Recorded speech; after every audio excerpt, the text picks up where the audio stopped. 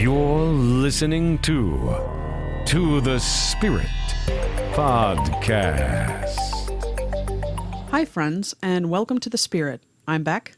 And I'm Steph. Hey, Steph. Hey, Becky. So today's show is about Oddities. And oddities are an odd or remarkable, unusual person, thing, or event. Yeah, have you ever gone to the state fair and seen the mermaid baby? I haven't. I don't think I've seen the mermaid baby. Yeah, I don't know how they fashioned her together. I'm pretty sure out of some like animal skin and made like a shape, or maybe she was paper mache with animal skin. Oh, could have been. She looked like a sea creature. Oh, really? It was weird looking, but they had all different stuff in there. I can't remember everything, but I don't think I ever went into those freak show tents. yeah, they cost money, which was always an aggravation to a parent, even if it's like $1. Yeah, that's true. It was like, I don't have the money. Or you choose. You want to go on the merry-go-round or you want to go see the freaks? I want to see the freaks, man. Have you ever had any odd events in your life take place or met any odd people, seen any odd things? Yeah, one time, this was really a weird thing that happened. I was with our friend Amy, and our friend Amy, she actually passed away back in 2006, was it? 7. 7, okay. You know, we spent a lot of time hanging out in the 90s, and she really liked going to this coffee shop up at the university. So we went together, and coffee shops are like kind of like couches all put together, and you have to sometimes share space with somebody that you've never met. Kind of like the Cafe and Friends. Yeah, okay. Central Perk, right? Kind of Yeah. like that? Yeah, I guess so.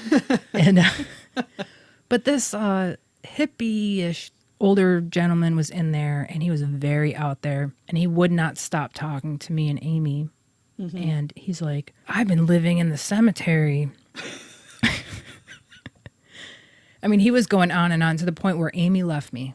She left me. Well, yeah, I wouldn't have stuck around listening to that garbage. I know. And he was saying, he's like, hey, I got a great idea. Oh, my God, what is this? He's like, why don't we go to the cemetery where I've been sleeping? Because I have a pizza in one of the mausoleums that I've been storing for myself, and we'll throw koosh balls at each other naked. What? And I was like, oh my God. Are you for real? This is for real. This happened. And then he's like, and it was close to my birthday, and he asked me, like, when's your birthday? I'm like, January 3rd. And right when I said that, sparks came out of the ceiling. Okay. Because that was the same. He goes, that's my birthday. We had the same birthdays. And literal sparks. There was like either a heater or something up in the ceiling. Yeah. And sparks flew out of there. And he thought it was a sign that now we got to go throw koosh balls at each other. And I was like, this lasted for I must have talked to him for like an hour. He gave me a copy of a book that he wrote. Yeah. And it was the biggest bunch of nonsense I've ever seen. And it wasn't a published book. It was him typing stuff out. Okay. So you got to read my book. To this day, I don't know what he was talking about. It was like if you were on like 12 hits of LSD and wrote it. That is the most amazing story. Yeah, the fact that our birthdays matched, the ceiling, all of a sudden sparks just came out of this thing in the ceiling when he was like, that's my birthday. And Amy was just like rolling her eyes like, get out of there. Well, Amy used to, when she'd go under streetlights, they'd go out. Oh, I know. I remember that. Yeah, she'd go, watch this. She'd walk along the street and the streetlights would just go out. I know. Yeah, it never did to me. No, it didn't do it to me either. And she would just go underneath there and it was just zoop and it was gone. I was mowing the lawn once. To me, this is an oddity. And I was on a riding lawnmower and I had 2 trees, and tied to those 2 trees was a dog line runner. You know, those heavy duty dog line runners. Yeah. And somehow, when I drove parallel to the dog line, my hoop earring, it was a horseshoe earring, somehow latched on that as I'm driving, like, I don't know, 6 miles an hour or something. Mm-hmm. It just tore my ear wide open. Blood everywhere. And then, you know. What did that feel like? It hurt. What are the chances that something that can happen? Yeah, that's the other weird thing was, it's an oddity to me, was driving across the country with my mom, coming back from Portland, Oregon to New York State. maybe Iowa. I look up in the sky and I see writing happening in smoke, but this wasn't like one of those flyover planes that writes. Yeah. You ever seen those? I've never seen them in real life, but on television. I have. Skywriters? Yeah, it wasn't a skywriter. It almost looked like a firework. Somehow this firework was in the middle of a day, in the middle of 2012, in the middle of a drought. Okay. Was doing smoke numbers and letters right above this cornfield, which could have caught on fire if it was a firework. So I have no idea what the hell it was. I took pictures of it. I had pictures of it. Did it say anything? Like, did you make out the Just letters? numbers and letters. Nothing that made sense. It was like coding. Maybe the farmer's son was getting into the airplane, got into like the crop duster, and was like, "I'm gonna have some fun today." But it wasn't a plane. It was small. It was like if you lit off a bottle rocket. Did they have drones back then? In 2012, yeah, but I don't know why they would hook smoke to drones over the middle of nowhere in a field in the middle of nowhere with no one around in a drought and just smoke out little letters and stuff in the sky. Well, now we know it's the government then. It's the Illuminati. It's the Illuminati. Let's talk about some oddities that have been documented. Yes. The most popular, which a friend of mine used to be horrified by, it was her worst nightmare, and she would always say over and over, "I hope this doesn't happen to me." Oh, really? Did it happen to her eventually? No. It Okay, was that's spontaneous human combustion. Oh, yes. No, that was one of my, I don't know if we saw that on one of the shows back then, like Unsolved Mysteries. They might have featured it. Mm-hmm. But the first time I learned about that, I was always afraid that was going to happen to You me. had I an thought irrational fear of Oh, spontaneous. yes. Like I would think about it. And definitely I was like, I don't ever want this to happen. How do I stop this? It just seems like it's just going to happen. I think the most recent death linked to SHC, or spontaneous human combustion, was that of Michael Faraday, 76 years old, who died in his home in Galway, Ireland in December of 2010. Oh, wow. So that's, The last recorded case. do you know the first one? Fewer than 150 cases of spontaneous human combustion have ever been reported over the last 2,000 years. So we're talking 2,000 years ago. Wow. When I was trying to research it, it's been around for a while. Yeah, a while, 2,000 years. Now, I've seen on a video a long time ago, someone who claimed that it started happening to them. The wife was right next to her husband, and the husband was experiencing it. She goes, I saw the smoke coming off of him, and they panicked because that's what they thought. They didn't know what was happening. But then later, when they heard about spontaneous human combustion, they really believe that's what was happening. He was getting hot, and he said there was a smoke coming off of him, and he wasn't smoking a cigarette or anything. Right. He just felt internally really hot. But where was the smoke coming from? Do we know? Like outside of his body? It was coming off his body. Oh, off his body. Like I he can't was remember. roasting. Yeah, like Okay. it stopped, and he never died from it. So it was like a person, I think, that survived maybe something that had started that looked like it was going to end up that way, but it stopped. Has there been anything to prove this The or only disprove thing that they've done is they took a pig and they lit the pig on fire in a certain, I don't know how they lit the pig on fire, this? That's horrible. but it was already dead. And it kind of Smoldered? in the same way that there was some pieces of it left. Nothing else burned on fire. And the theory is that the body fat becomes like wax in a candle and you are the wick in a way. And that's the only thing they can attribute it to. Unfortunately, they used to blame these people as being alcoholics because they assumed that alcohol was making it easier for the, like alcohol in their body was making it easier for the fire to burn. But scientists say that no, that wouldn't happen. Okay. So imagine all these poor people that died, their families get this label like he died because he was a drinker. Drinking a bottle of whiskey and caught on fire. But they do think probably they're smokers or they got a fire going and a spark hits them. But I feel like there's been cases where someone's sitting in a chair smoking and yet everything's burned but the cigarette. That's the weird phenomena about it is that the person's all burned up except like the legs are left, like the lower part of the legs, and they're intact. They look like fresh legs. There's a little weird burn spot maybe on the floor, but nothing. I mean, you would think there's no bones left. All right. Right. The heat that it takes to burn bones is a lot of heat to just turn them into ash. Right. And why wouldn't the furniture be scored? Yes, and there's nothing else in the house. They said they noticed like a weird oily soot on the walls. But you think if with that amount of heat contained in a house, that it's got to catch other things on fire. It just doesn't seem that that's possible, that it wouldn't do that, especially with that high of heat to actually burn bones. So it's really strange. It's odd. And no one has given, I think, a sufficient answer for it. And I think they would need to do more testing maybe, but who would care about that anyways? If it was happening a lot, I think we would have more studies done. Well, I think they fluctuate the explanations from religious to scientific. Okay. Some believers of human combustion blame holistic forces with an intent to punish, and usually, like you had said, alcoholics or people driven by gluttony. Others claim that it's the movement of vital humors on blood particles within the body, and that can spark an involuntary fire. And then there's another range of explanations like flammable phosphates within the body, gastrointestinal gases that interact poorly when released from an individual, the wick and candle effect you spoke about, human fat, which seeps into the individual's clothing or on the bed sheets, and it allows to act as a human wick. Non-believers point to obviously a homicide, like an assailant is setting fire to the person. And that could be too. There could be cases where... It could be. But it doesn't make any sense that nothing else is burned. That's just the weird part to me. Have you ever heard any theories that maybe it could be something alien?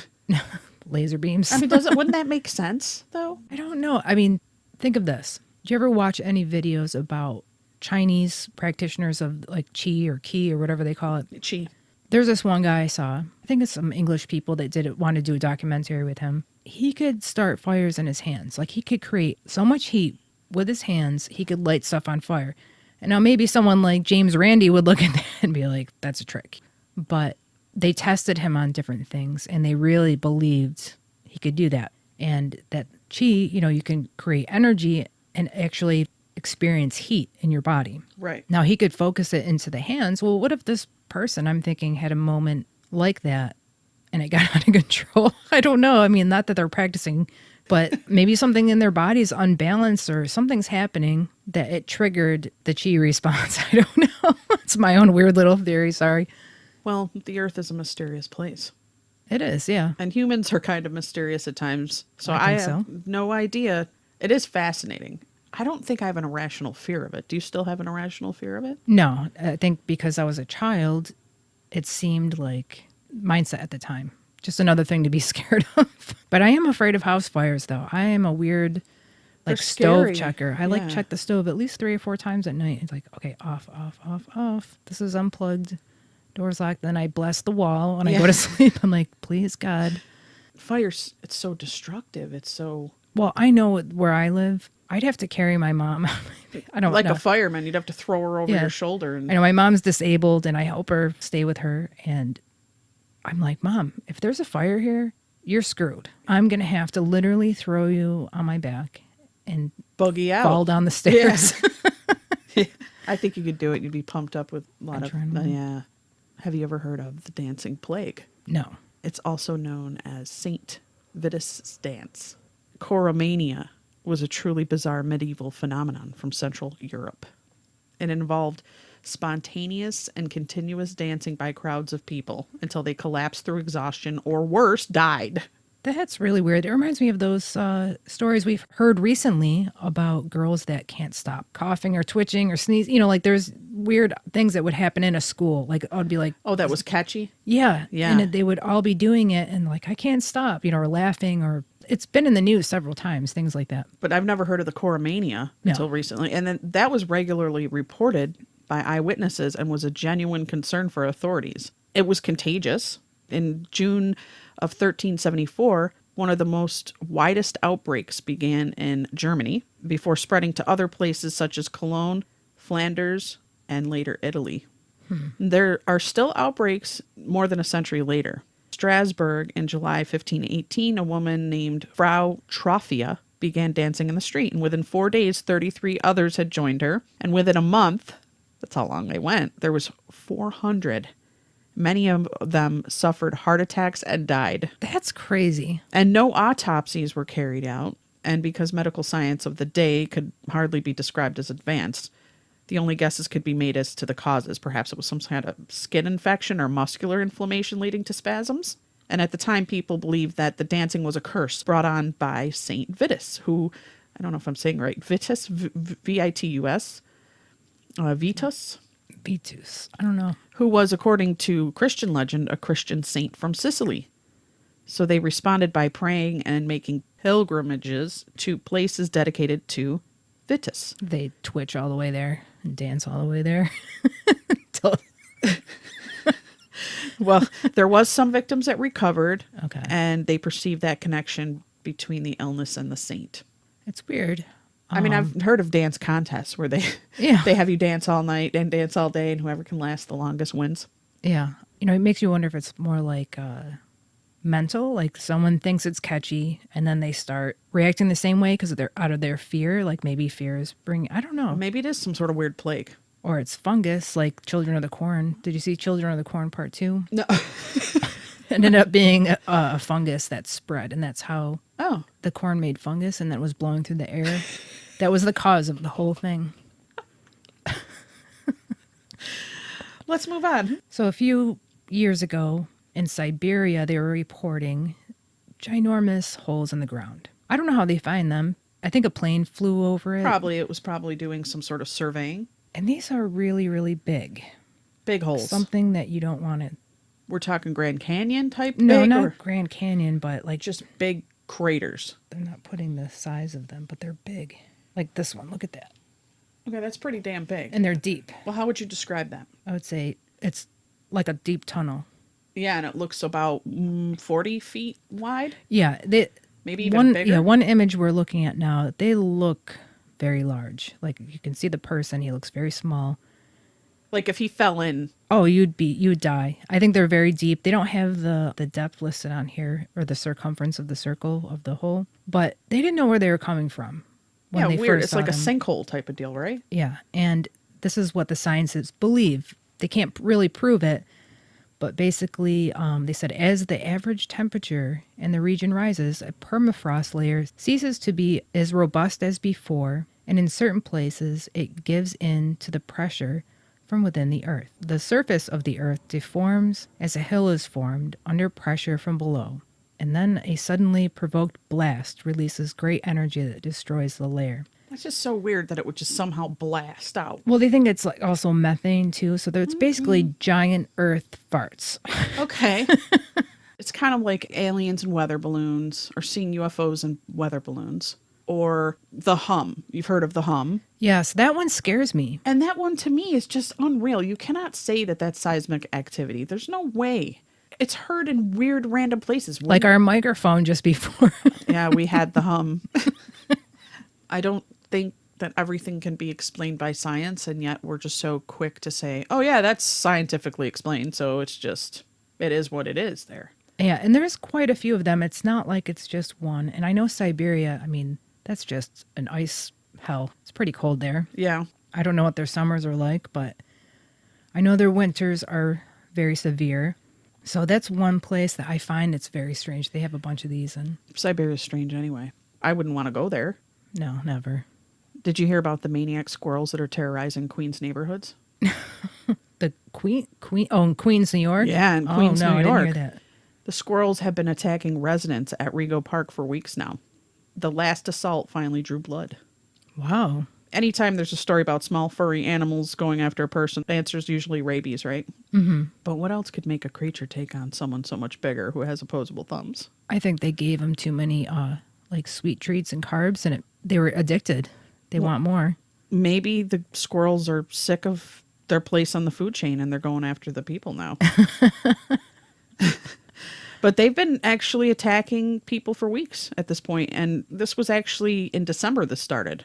They've been rushing and pouncing outside several homes, but the neighborhood so far has been able to shoo most of them. There was one person that didn't survive the fight unscathed. Blood covers the snow in the front of her New York home. Her hands sustained many puncture wounds from the little guy. She was quoted, "We were wrestling in the snow." Just like picture her like rolling around with They're right. a little tiny squirrel. And Like there's blood everywhere, and my fingers are getting chewed, and it won't let go, she told the Associated Press. Eventually, it just stopped, and there I was, a big, bloody mess. The squirrels have also attacked her neighbors, and anyone that was walking by the home, and they jump on their backs and they assault them. They have really sharp. I actually had a squirrel crawl on me. Yeah. It was actually at a petting zoo or a feeding zoo. You know, the Yeah. Utica zoos like that. Okay. So they have, at Utica Zoo, they have a lot of animals you can feed, like herds of deer that they have there. Mm-hmm. But there's some wild animals like squirrels that benefit from like all the little cups of feed that you give. You know, the stuff gets scattered and they like to gather that up. So they're a little bit friendly in the sense that they'll go right up to you. So I saw one go into this little tree and I stuck my foot at the base of the tree and he crawled up my leg real fast. And I had shorts on and they were the sharpest nails that I've ever experienced. It was worse than a cat. Like, They scare me. Squirrels scare me. I used to throw peanuts and shit out the front of the front porch before I'd go to school just to get by the squirrels oh, you were scared of them. because they would hunt me. Like, I've been through this, except they didn't fully jump on me and attack me, but it would prevent me from going to school. There would be one squirrel in particular that would bully me, and I would have to go find peanut butter and fling it out on the spoon, just like whoosh, to run past them to get to school. I had that same issue, but it was with a bird. I used to have to go to summer school and when I was like in the 4th grade, and one of our neighbors' houses that was like halfway to the school had like a swallow's nest. Like, Oh, they're mean little bastards. and every day I go to school, he would swoop down and attack my head. Oh, yeah. And I'd run home crying, terrified, and I would make my sister come with me and I would walk all the way on the other side of the road and I'd start freaking out if I'd see the bird, like, there he is. I've seen that happen a lot too to people that go by the swallows' nests, even on bicycles or anything. I had swallows attack me. I wouldn't say attack me. They were coming at my head. They dive bomb you. They dive bomb me when I was mowing the lawn. So it was like, stay away from our bushes. And I was like, I really need to mow, so you need to chill. But then after a while, I remember jumping off the mower and running. And then my cousin pulled into the driveway and was laughing hysterically because she saw them attacking me. Apparently, squirrels rarely get rabies, and even less frequently they transmit it to people. So that's worth noting while you're deciding which wild animals to interact with. Feral cats are amongst the most significant sources of rabies transmission to people. Just for an FYI. Why would they treat someone for rabies? Well, because they don't really know if the Well, she animal got has it. bit, yeah, and mauled. Did they still do rabies? Like, what was the nightmarish treatment for rabies? Like tons of needles in your stomach or something? I don't know. I think it was horrible. I think having rabies is horrible. It sounds horrible. It's terrible. I wouldn't want to go through that. Yeah, there was no resolve for the squirrel issue. Sorry to leave our listeners hanging. Yeah, the squirrels will continue to attack. We'll get back to you once we have new information. Next Friday at 11, we'll be reporting on the squirrels.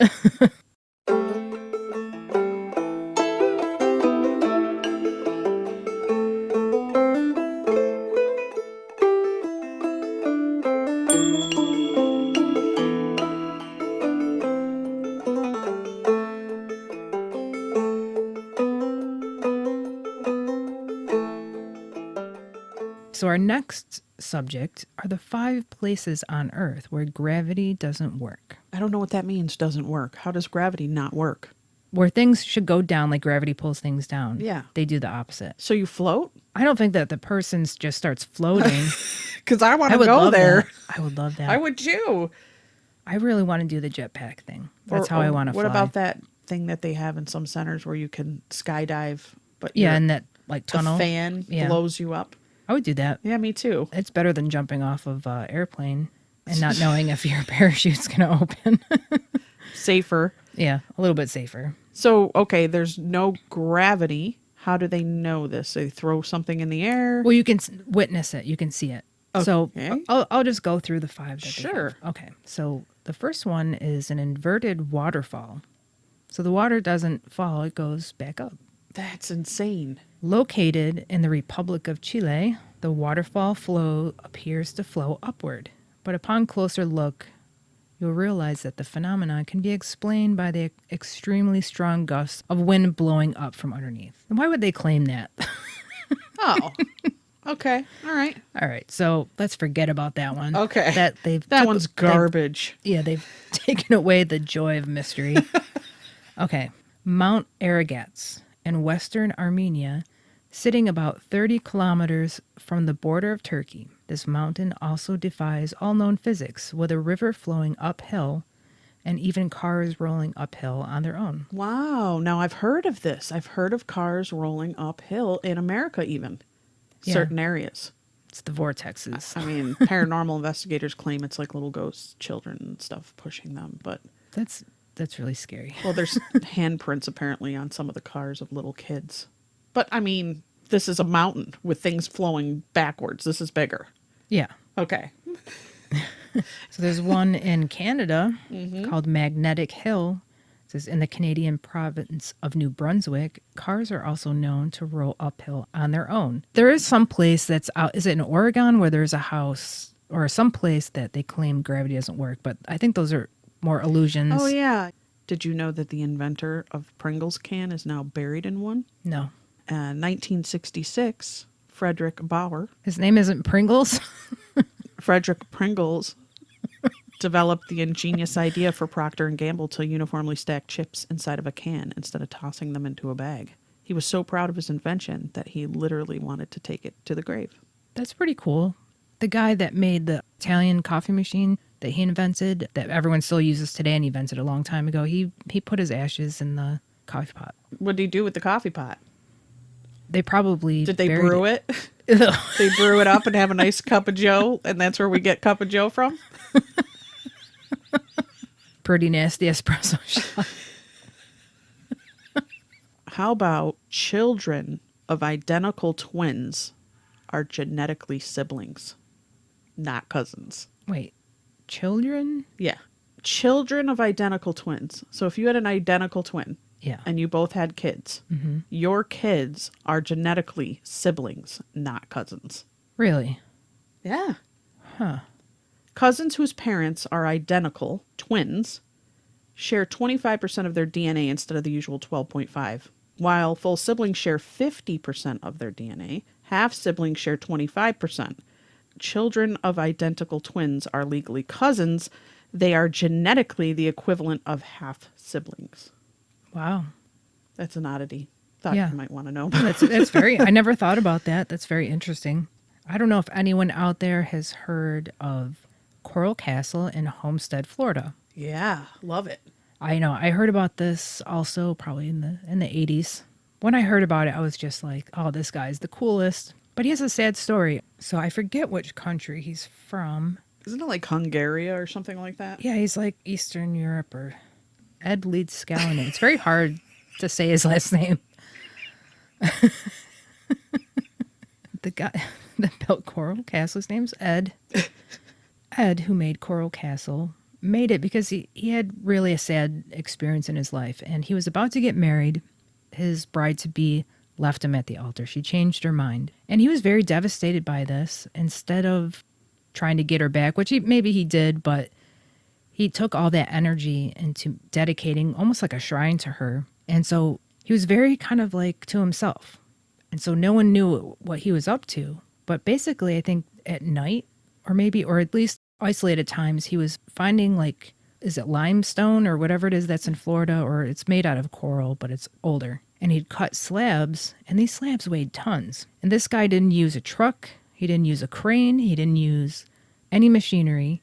He did everything by hand. And then he would drag it all back to this location, and he started building all these, like, I don't know, just, it doesn't look like a castle. It has, So it's called Coral Castle, but it doesn't look like a castle. No, it's not like it's a house. He didn't live there? I don't know where he lived. Maybe he lived there. Unlucky in love, Ed Leedskallen went about his life quietly and sadly while building the most peculiar home on the edge of the Everglades. It was going to be a Valentine to the woman who had jilted him. And who knows, maybe she would hear about his grand monument to her and come back to him. She would say, I am so sorry for hurting you, and they'd marry and have many children. So Florida's eccentric genius stood a few inches taller than 5 feet. Wow. So he's small, and he's doing all this on his own. Little guy. He weighed about 100 pounds.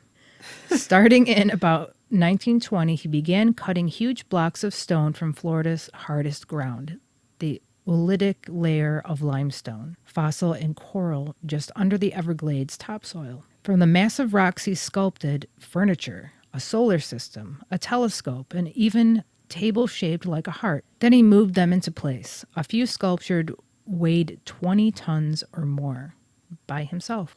He moved 20 tons. Now, I drive school bus. They weigh 14.5 tons. A school bus? Yeah, Okay. like 30,000 pounds or something. So this is a lot more than that, and that's a pretty heavy thing. You have to wonder how he did this. Secretive, he did his heaviest lifting after dark when witnesses were unlikely to be present. It was after dark. Okay. His powerless tools included levers, block and tackle, winches, rock saws, sledgehammers, and homemade cranes he built out of pine trees and chains. Yeah, that's what I figured was wenches.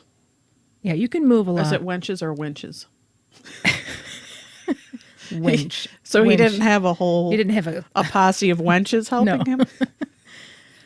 To those who thought moving stones single-handedly, even with tools, was impossible, he could quote Archimedes, "Give me a fulcrum and a lever and I can move the earth." If those words failed to impress, Ed explained that he had also discovered the secrets of the pyramids. Oh, I believe that. Too bad Ed isn't around nowadays. No, he died, and then he died without anyone going to his funeral. It was like he really, Sad. yeah, he lived a lonely life, but what he did was incredible. And no one really, I don't know if anyone's tried to do what he did. I know there was a guy I had seen on YouTube who was like a stonemason, and he showed how you could move heavy things. And it was interesting because he had basically a lever, which was a big plank, like a 2x4 almost looking thing. Like if he was trying to lift something big, he would use something like a small stone to be the pivot point. He could maneuver that thing anywhere. It was Yeah, huge. Yeah. there's that. But I also heard a theory from an interview on somebody that studied this guy and studied Coral Castle. And he believed that where he built this castle was on ley lines. So he was working with energies. That could be. I don't know. I've never worked with energies on that level. I work with energies all the time. I built this house in a day. I just need a sledgehammer, And aliens. an army of wenches. Did you know that the majority of people in Iceland believe in elves? Yes, I heard about that. In 2007, University of Iceland survey found that 62% of Icelanders believe in real-life elves. In fact, in 2014, protesters claimed a proposed highway would destroy an elf church, which to many was just a gigantic rock. Eventually, the church was moved to a safe place so that it would not be harmed, and the construction continued. Now, though the rock weighed 70 tons and required a crane or an army of wenches to move it, the preservation of places important to elves is significant to Icelanders. So to Icelanders, these elves are not tiny figures who built toys for Santa. They actually look very much like humans and can range in size. Many believe that grave misfortune will befall those who dare to build in elf territory, even though it cannot be seen, hence the church preservation. Steph, now I'm kind of wondering, those little people that you saw at the end of your bed. Icelandic elves? Yes. But they were wearing... but they were wearing... 1950 sock hop 1950s. clothes. Yeah. That-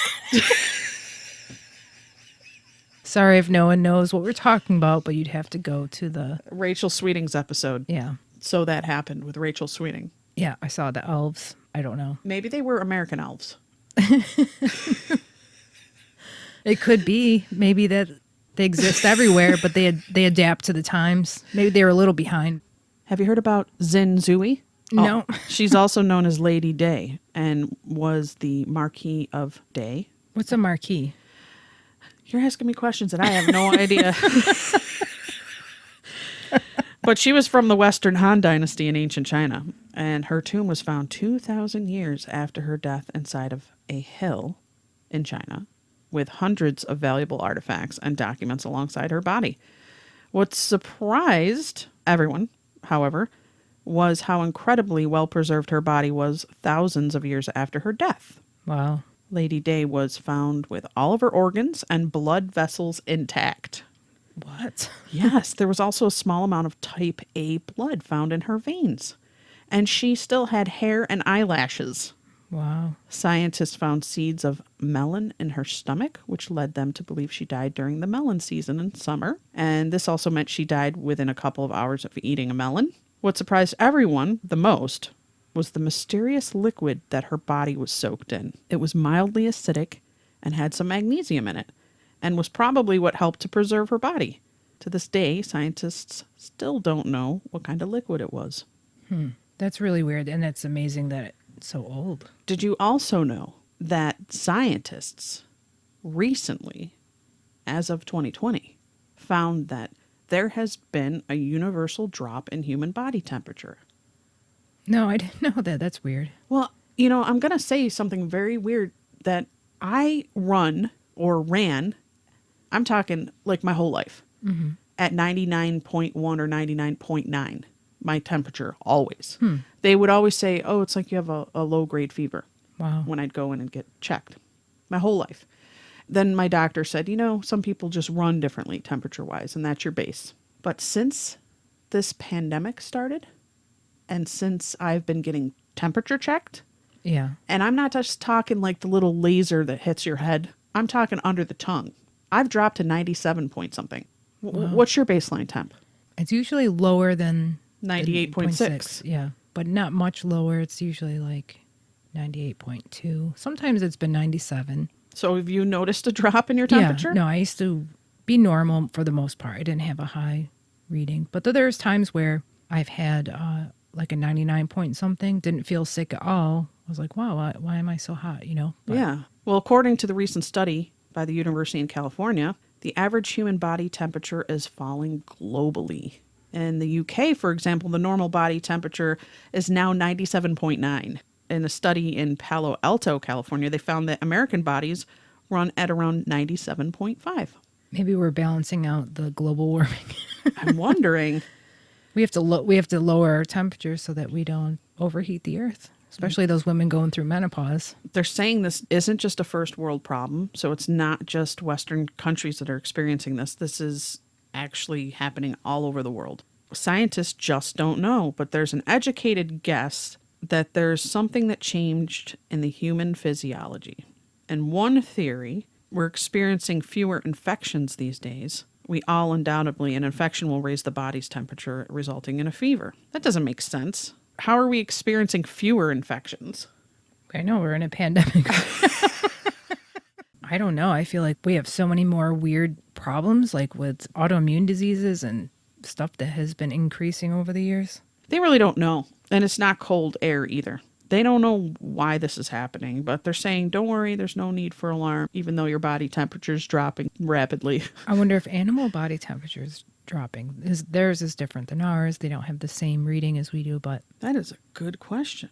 Have you ever heard of Eternal Flame Waterfall? Well, that sounds familiar. I think it's in Buffalo, New York, which I'd never heard of this until we were looking up Oddities. Yeah. But basically, it's a beautiful waterfall. It's more of like, it's odd in a way because there's a flame that exists in the waterfall. Okay. And it's because there is natural gas that's coming out of there. And they said that even though there's water there, it doesn't put it out. Let me see if I can show you a picture so you can see what it looks like. So the flame doesn't go out. Oh, wow, that's cool.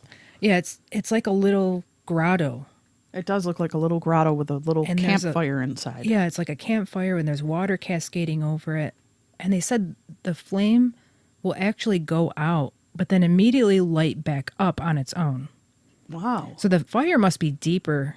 Within the earth, maybe there's some sort of natural gas or oil that it's running on. Yeah.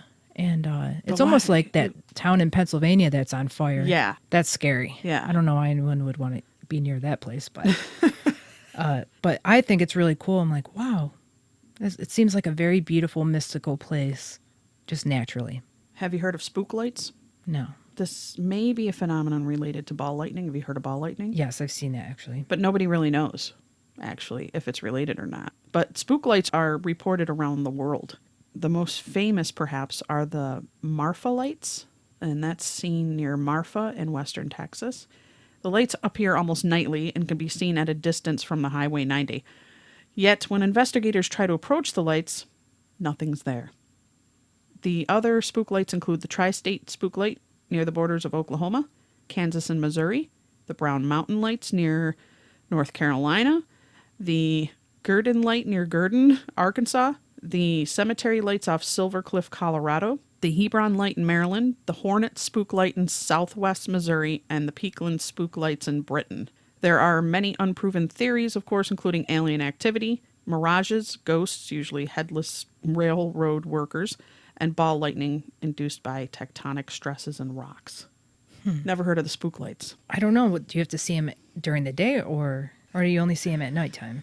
I would think you would only see them at night. Have you ever heard the mystery of Death Valley's moving stones? No. So, out in Death Valley, the temperatures can reach like 120 degrees. Yep. So, people were noticing that they would see these stones that were just out in the desert naturally. And it's very sandy there. There's nothing that grows there, really. There'd be a trail behind the stone. Okay. You can kind of see it. This is a video still, but Okay. and they were trying to figure out how these stones are moving. No one's out there, And it's flat. It's not like it's a hill, right? Yeah, it's flat, and there's a lot of them, and they just seem to move. And they thought, is it high winds blowing? How can you? Yeah, I know. I don't think seriously? so. Okay. It gets really cold out there at night, Right. so that it's the Expansion stones, and contraction that's causing. And slowly they're kind of inching their way across, but they can't really prove it. Right. It's just very strange. I don't know. Wouldn't that be the case with every rock and pebble? I think so, but they do experience extreme heat and then extreme cold. But I mean, I know wood does that. When you put in a wood flooring, you Yeah. have to leave a little gap so that in the summer it expands and in the winter when it contracts. I don't know about a stone doing that. yeah, I know. I don't know. I don't know how much a stone can expand and contract. I Now, know when they make tiles, they have to have the gaps in the tiles. How about weird clouds? Clouds are fluffy, benign masses of vapor. Mm-hmm. Well, on a clear September sky in France in 1814, a small white spherical cloud appeared. It floated motionless for a while before beginning to spin and head quickly southward. Witnesses reported the deafening rumble noises that thundered from the cloud, and then it suddenly exploded in a shower of rocks and stones. What the heck? Then the cloud just slowly faded away. And that's just one case of the extremely rare and highly unusual behavior from clouds. The other documented reports told of clouds that move against the wind.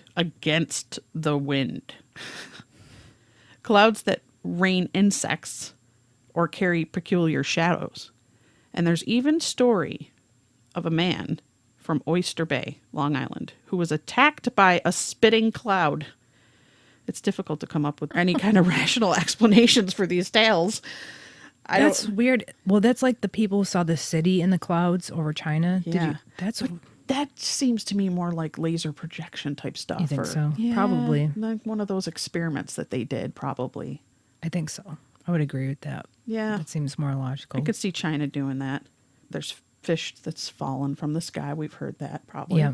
I had that happen on my lawn. I was mowing the lawn and a fish just dropped out of nowhere. What? Do you think it was a It was a seagull. Seagull? And it had a fish and it was flying over and it dropped it. I bet you he was I disappointed. bet you he was. He grabbed it right from the river. So what do you think of all these oddities? I love it. Do you know what my favorite oddity was? What? The homeless man that wanted to throw kush balls at you and eat a pizza. Yeah, and I left out that he wanted us to oil ourselves up too. Oh, that's so hot. The sky was so out there. I wonder what kind of pizza it was. Bet you it was Little Caesars. $5 pizza.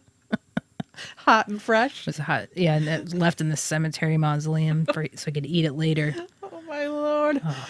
That's my favorite one, Steph, out of all of them. Well, folks, there you have it. If you ever get invited to a mausoleum by a homeless man who wants to oil you up and throw kush balls at you, maybe it's something you should do and document, as it is an oddity. So I want to thank you, my dear listeners.